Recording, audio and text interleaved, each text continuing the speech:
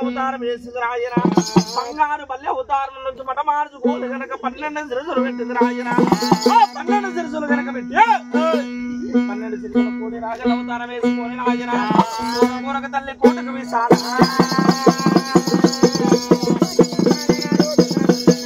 పండి పండికి తల్లి విశాల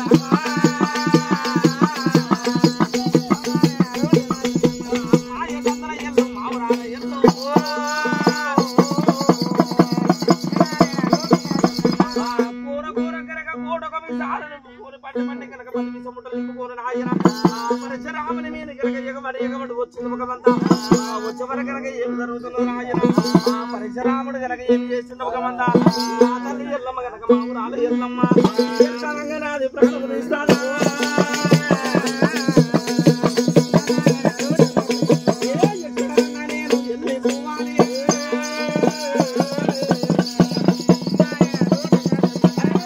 ఎందుకన్నా నేను వెళ్ళిపోవాలి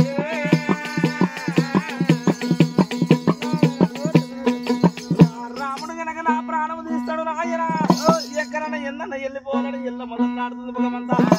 అల్లాడుకుంటా రాముని వదలగొట్టాలి బెదరగొట్టాలి ఇంటికి భయపెట్టి దూరాలి వరకు రాయన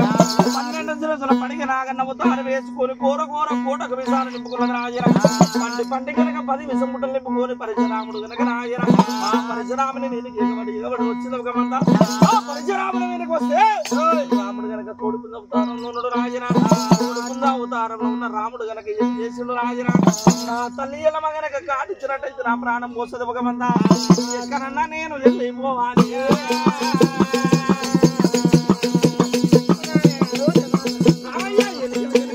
మాట పట్టినాడా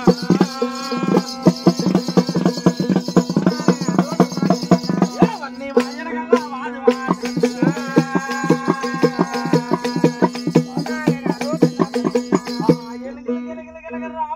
రాముడు మాట పట్టిండు రాజన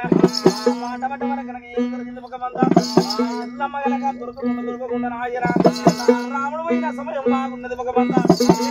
ఎన్నెల్ల వెళ్ళిపోవాలి నేను దాపెట్టుకోవాలని కోరి ఎల్లమ్మ తల్లి కాశగడ్డిలో అనగల వాడకుండా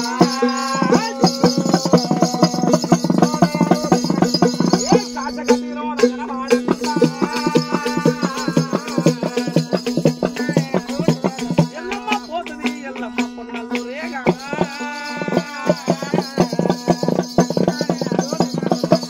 నాగన్న ఇంకా ముద కొట్టుకుంటా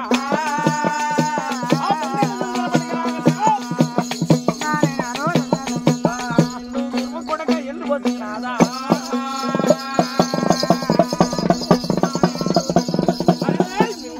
కొడక ఏమున్నాదమ్మా